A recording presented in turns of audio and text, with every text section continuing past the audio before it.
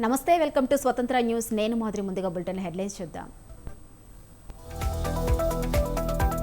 బాబు వస్తే ఉన్న జాబులు ఊడిపోతాయి, లంచాలు లేని వ్యవస్థను తీసుకొచ్చామన్న జగన్.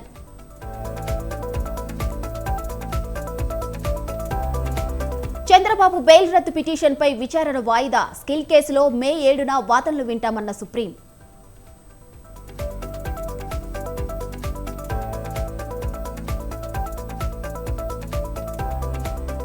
కూటమి ఎదుట ఏ శక్తి నిలవలేదు, జగన్ నియంతలా పాలిస్తున్నారన్న బాలకృష్ణ.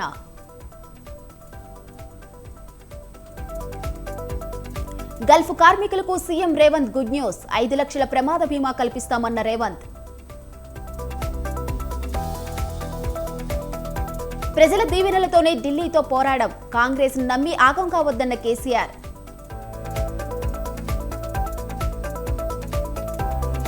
ఛత్తీస్గఢ్లో మరోసారి తుపాకులు మోత, ఎన్కౌంటర్లో 12 మంది మావోల మృత్యువాత.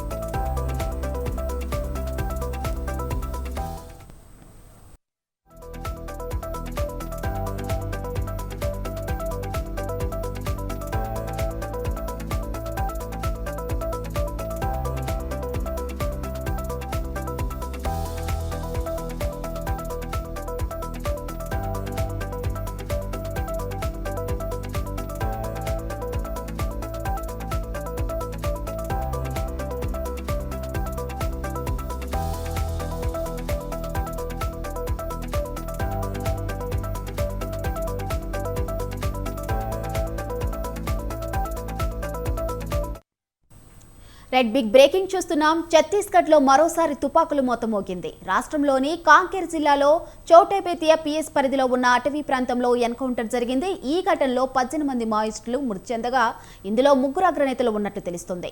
మరోవైపు ఈ ఎన్కౌంటర్లో 3 జవాన్లకు గాయాలయ్యాయి. ఎన్కౌంటర్ ఇంకా కొనసాగుతుందని, ఆయుధాలు స్వాధీనం చేసుకున్నామని కాంకేర్ జిల్లా పోలీసులు తెలిపారు.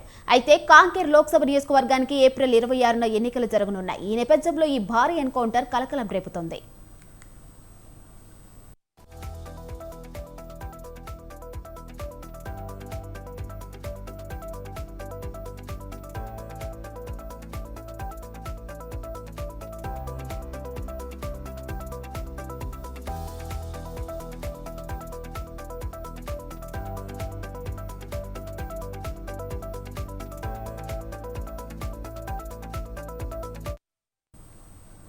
ఛత్తీస్గఢ్లో మరోసారి తుపాకులు మోత మోగింది. రాష్ట్రంలోని కాంకేర్ జిల్లాలో చోటేబేతియా పిఎస్ పరిధిలో ఉన్న అటవీ ప్రాంతంలో ఎన్కౌంటర్ జరిగింది. ఈ ఘటనలో 18 మంది మావోయిస్టులు మృతి చెందగా ఇందులో 3 అగ్రనేతలు. మరోవైపు ఈ కాల్పుల్లో ఎన్కౌంటర్లో 3 జవాన్లకు గాయాలయ్యాయి. ఎన్కౌంటర్ ఇంకా కొనసాగుతుందని, ఆయుధాలు స్వాధీనం చేసుకోమని కాంకేర్ జిల్లా పోలీసులు తెలిపారు. అయితే కాంకేర్ లోక్సభ నియోజకవర్గానికి ఏప్రిల్ 26న ఎన్నికలు జరగనున్నాయి. ఈ నేపథ్యంలో ఈ భారీ ఎన్కౌంటర్ కలకలం రేపుతుంది.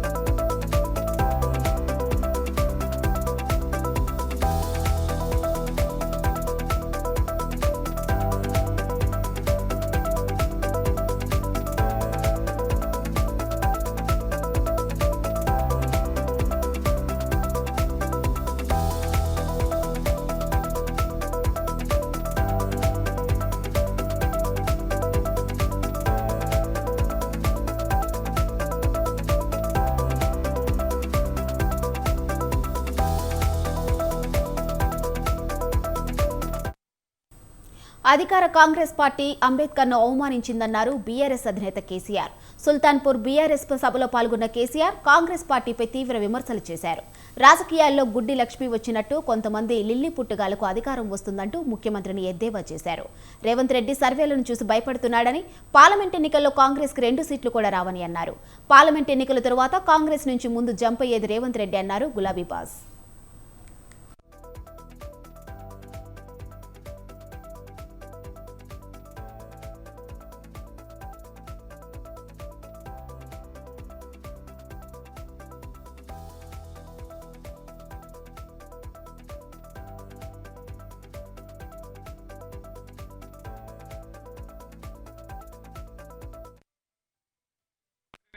దున్నపోతుంది తెచ్చుకున్నామని జరుగుతుంది. రాజకీయాలలో అప్పుడప్పుడు గమ్మత్తుగా గుడ్డి లక్ష్మి వచ్చినట్టు కొంతమంది లిల్లీ పుట్టుగాళ్ళకు కూడా అధికారం వస్తుంది. వాళ్ళని ఎందుకంటారు లిల్లీ పుట్టని? ప్రజల అధికారం ఎందుకు ఇస్తారు? మాకు సేవ చేయమని, రాష్ట్రాన్ని బాగు చేయమని, గత ప్రభుత్వం కంటే కొన్ని మంచి పనులు చేయమని అధికారం ఇస్తారు, కానీ అడ్డదిడ్డం పనులు చేయమని చెప్పరు. ఇలా ఏం జరుగుతా ఉంది ఈ రాష్ట్రంలో? నిన్న స్వయంగా మీరు కళ్ళారా చూసినారు. ఈ భారతదేశంలో ఉన్న చట్టాల ప్రకారం, అంబేద్కర్ మహనీయుడు రాసినటువంటి రాజ్యాంగం ప్రకారం ఆర్టికల్ 3 ఆయన పెట్టినాడు కాబట్టి అంబేద్కర్ గారి పుణ్యమా అని మనకు తెలంగాణ రాష్ట్రం వచ్చింది. కానీ నిన్న అంబేద్కర్ జయంతి, ఆ విగ్రహం పెట్టిన తర్వాత జరిగిన తొలి జయంతి, ఈ లిల్లీ పుట్టుగాల ప్రభుత్వం ఏం చేసింది? అక్కడికి గవర్నమెంట్ పోలే. ఆ మహనీయులంతా హిమాలయ పర్వతం అంతా ఎత్తున్న విగ్రహానికి ఒక పువ్వు పెట్టలే, ఒక పూలమాల పెట్టలే, అంజలి ఘటించలే, గేట్లు బంద్ చేసి తాళాలు వేసినారు. దీన్ని ఏమంటారు? అహంకారమా? కండకావరమా? విగ్రహం కాడికి పోలే. మరి ఆ సెక్రటేరియట్ ఎందుకు కూర్చుంటున్నారు? సిగ్గు లేకుండా కూర్చుంటున్నారా? అది కూడా అంబేద్కర్ పేరు మీదనే ఉన్నది కదా.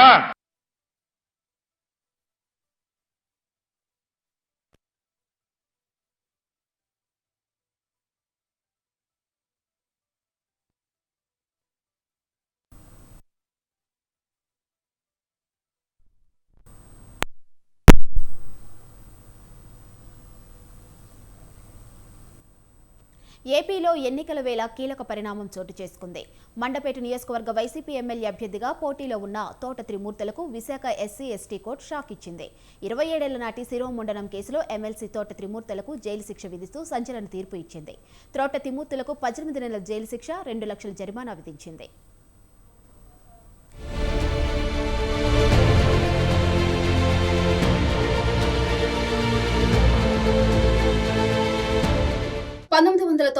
డిసెంబర్ 29 రామచంద్రపురం మండలం వెంకటాయపాలెంలో దళిత యువకులకు ఘోర అవమానం జరిగింది.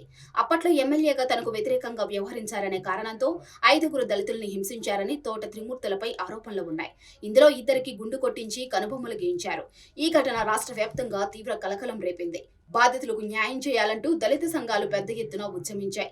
దీంతో ఈ కేసుపై 27 ఏళ్లుగా విచారణ జరిగింది. బాధితుల్లో వెంకట్రమణ అనే వ్యక్తి మృతి చెందగా మిగతా 4 తమకు న్యాయం చేయాలని పోరాటం చేస్తున్నారు. ఈ ఘటనలో మొత్తం 24 మంది సాక్షులుగా గుర్తించారు. వారిలో 11 మంది మృతి చెందారు.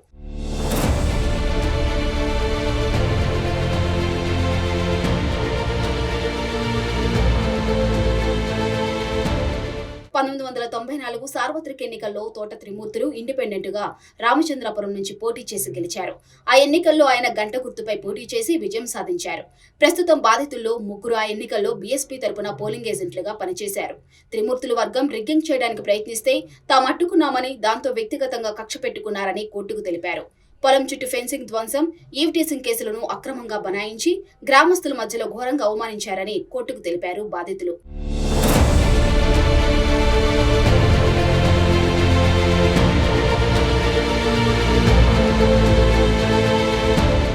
తోట త్రిమూర్తులు మాత్రం గ్రామ పెద్దల మధ్య జరిగిన పంచాయతీ అని, తనకు సంబంధం లేదని చెబుతూ వస్తున్నారు. దీంతో ఈ కేసు విచారణ హైకోర్టు వరకు వెళ్లింది. అయితే బాధితులు దళితులు కారని, మతం మార్చుకున్నారని కొన్నాళ్లు చర్చ జరిగింది. చివరికి హైకోర్టు వారికి కుల ధృవీకరణ పత్రాలు సమర్పించాలని ఆదేశించింది. చివరికి తోట త్రిమూర్తులకు శిక్ష విధిస్తూ కోర్టు తీర్పు ఇచ్చింది. అయితే 2 ఏళ్ల కంటే తక్కువ జైలు శిక్ష పడటంతో ఆయన ఎన్నికల్లో పోటీకి ఎలాంటి ఇబ్బందులు ఉండకపోవచ్చని తెలుస్తుంది.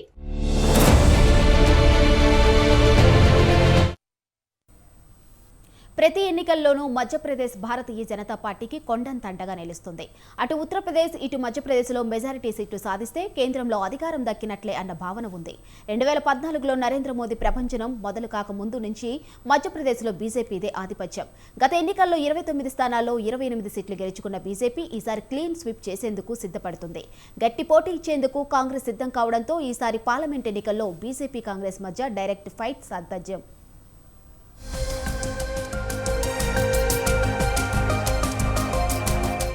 జాతీయ రాజకీయాల్లో మధ్యప్రదేశ్ చాలా ప్రాధాన్యం ఉంది.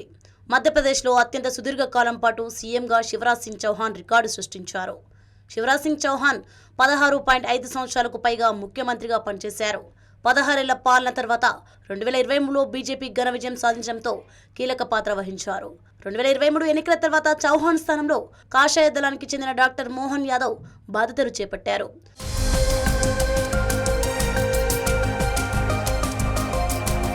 మధ్యప్రదేశ్లోని 29 లోక్సభ నియోజకవర్గాలకు ఎన్నికలు 4 దశల్లో ఏప్రిల్ 19, ఏప్రిల్ 26, మే 7, మే 13 తేదీల్లో జరుగుతాయి. 2009లో మొత్తం 29 లోక్సభ నియోజకవర్గాల్లో బీజేపీ 16, కాంగ్రెస్ 12, బహుజన్ సమాజ్ పార్టీ 1 స్థానంలో విజయం సాధించాయి. 2014లో నరేంద్ర మోదీ ప్రభంజనంలో బీజేపీ 27, కాంగ్రెస్ 2 స్థానాల్లో గెలుపొందింది. 2019లో మొత్తం 28 స్థానాల్లో బీజేపీ ఘన విజయం సాధించగా కాంగ్రెస్ ఒకే స్థానంలో గెలిచింది.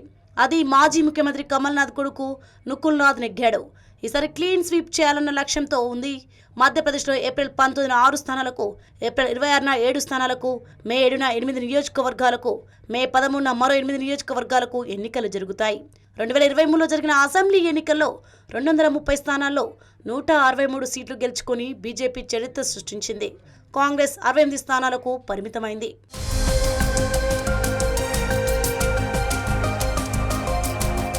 మధ్యప్రదేశ్లో ప్రధాని నరేంద్ర మోదీ హవా కొనసాగుతోంది. దాదాపు 25 ఏళ్లుగా బీజేపీదే పై చేయిగా ఉంది.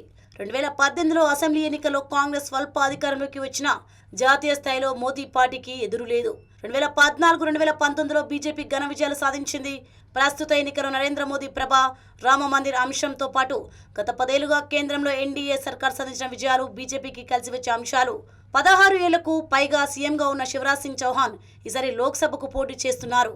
కేంద్ర మంత్రి జ్యోతిరాదిత్య సింధియా, పగన్ సింగ్ కులస్తే వంటి హేమీలు రంగంలో ఉన్నారు. మధ్యప్రదేశ్లో కాంగ్రెస్కు గట్టి పట్టే ఉంది. బీజేపీ హవా నడుస్తున్న కాలంలో కూడా 2018లో అసెంబ్లీ ఎన్నికల్లో స్వల్ప మెజార్టీతో అధికారంలోకి వచ్చింది. ఆ తర్వాత జరిగిన పరిణామాల్లో కాంగ్రెస్ చీలిపోవడంతో తిరిగి బీజేపీ అధికారాన్ని హస్తగతం చేసుకుంది. 2019 పార్లమెంట్ ఎన్నికల్లో మాత్రం 1 సీటుకే పరిమితమైంది. ఈసారి కనీసం పట్టుమని 10 సీట్లైనా గెలుచుకోవాలన్న పట్టుదలతో 6 గ్యారంటీల నినాదంతో కాంగ్రెస్ లోక్సభ ఎన్నికల ప్రచారం ముమ్మరంగా సాగిస్తోంది. 29 సీట్లలో ఈసారి కాంగ్రెస్ 28 స్థానాలకు పోటీ చేస్తోంది. మరో స్థానాన్ని సమాజ్వాదీ పార్టీకి కేటాయించింది. కులగణన, రిజర్వేషన్ల పెంపు వంటి అంశాలను ప్రచారాస్త్రంగా చేసుకుంది. సీనియర్ నాయకులు దిగ్విజయ్ సింగ్, కమల్నాథ్ వంటి సీనియర్ నాయకులు కాంగ్రెస్కు ఏ మేరకు విజయం తెచ్చిపెడతారో చూడాలి.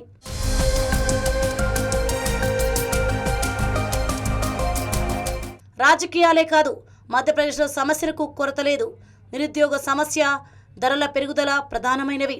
సైన్యంలో చేరేందుకు యువత పెద్ద ఎత్తున ఉత్సాహం చూపే రాష్ట్రాల్లో మధ్యప్రదేశ్ ఒకటి. అగ్నివీర్ వంటి తాత్కాలిక నియామకాల పట్ల యువత విముఖతతో ఉన్నారు. ఇది తమకు కలిసి వచ్చే అంశంగా కాంగ్రెస్ భావిస్తోంది.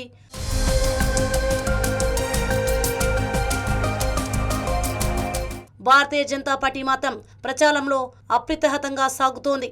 కేంద్రంలో అధికారంలో రావడంతో పాటు మోదీ ప్రకటించిన 400 సీట్లు సాధించాలంటే మధ్యప్రదేశ్లో క్లీన్ స్వీప్ చేయాలని, మొత్తం 29 స్థానాలు గెలుచుకోవాలని మోదీ అండ్ కో ప్రణాళికలు రచిస్తోంది. మధ్యప్రదేశ్ ప్రజలు ఏ పార్టీకి పట్టం కడతారో చూద్దాం. 2024 పార్లమెంట్ ఎన్నికలకు సిద్ధమవుతున్న ఛత్తీస్గఢ్ బీజేపీకి పెట్టని కోట. రాష్ట్రం ఏర్పడిన నాటి నుంచి ఓ 8 ఏళ్లు తప్ప బీజేపీయే అధికారంలో ఉంది. 2004 నుంచి ప్రతి పార్లమెంట్ ఎన్నికల్లోనూ కమలదళమే ఆధిక్యత సాధిస్తూ అత్యధిక పార్లమెంటు సీట్లు గెలుచుకుంటూ వస్తుంది. ప్రధాని మోదీ హవాపైనే బీజేపీ ఆశలు. కాంగ్రెస్ మాత్రం గట్టి పోటీ ఇచ్చి ఈసారి పైచేయి సాధించాలని సిద్ధమవుతుంది. బీజేపీ కంచుకోట బద్దలు కొట్టడమే లక్ష్యమంటూ బాగేల్ ప్రచారం చేస్తున్నారు. బీజేపీ కాంగ్రెస్ డైరెక్ట్ ఫైట్లో గెలుపు ఎవరిదో చూద్దాం.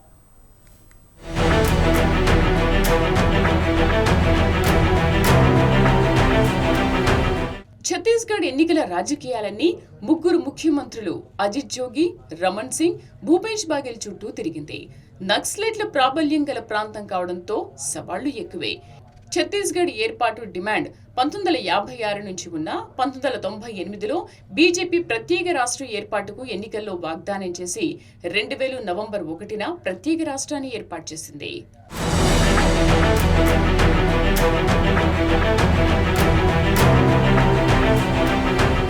ఛత్తీస్గఢ్లో గిరిజనులే ఎక్కువ.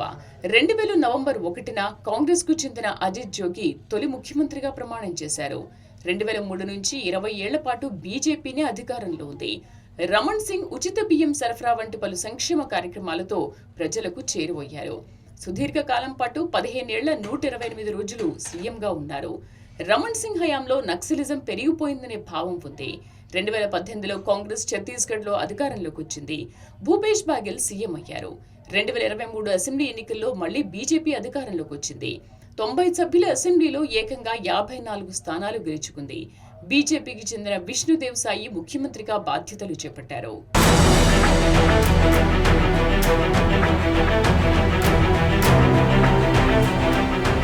2024 పార్లమెంట్ ఎన్నికల సందర్భంగా ఛత్తీస్గఢ్లోని 11 ఎంపీ నియోజకవర్గాలకు ఎన్నికలు జరుగుతాయి. ఏప్రిల్ 19, ఏప్రిల్ 26, మే 7వ తేదీల్లో పోలింగ్ జరుగుతుంది. ఛత్తీస్గఢ్లో మొదటి నుంచి పార్లమెంట్ ఎన్నికల్లో భారతీయ జనతా పార్టీ విజయ పరంపర సాధిస్తూ వచ్చింది. 2004 లోక్సభ ఎన్నికల్లో 11 లోక్సభ స్థానాల్లో 10 స్థానాలను బీజేపీ గెలుచుకుంది. 2009లో బీజేపీ 10 స్థానాలు, కాంగ్రెస్ 1 స్థానంలో నెగ్గింది. 2014లో కాంగ్రెస్ 1, బీజేపీ 10 స్థానాలు, 2019లో కాంగ్రెస్ 2, బీజేపీ 9 స్థానాలు గెలుపొందాయి. ఈసారి మొత్తం 11 స్థానాలను గెలవాలనే వ్యూహంతో కమల దళం అడుగులు వేస్తోంది.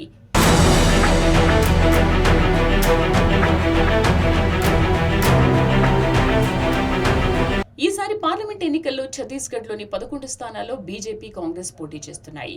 బీఎస్పీ 4 స్థానాల్లోనూ, గోండ్వానా గణతంత్ర పార్టీ 3 స్థానాల్లో, Janata Congress, Chhattisgarh, CPI, Ambedkar party of India వంటి చిన్న పార్టీలు ఎన్నికల గోదాలో ఉన్నాయి. ఇండియా కూటమి పేరుతో ప్రతిపక్షాలను ఏకం చేసిన కాంగ్రెస్ కేంద్రంలో అధికారంలో రావాలంటే ఎక్కువ సీట్లు గెలవాలని భావిస్తోంది.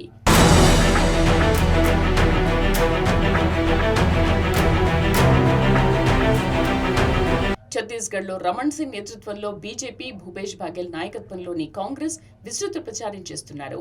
ముఖ్యమంత్రి ఈసారి కూడా కాషాయ జెండా రెపరెపలాడుతుందని ప్రధాని మోదీ ఆశాభావంలో ఉన్నారు.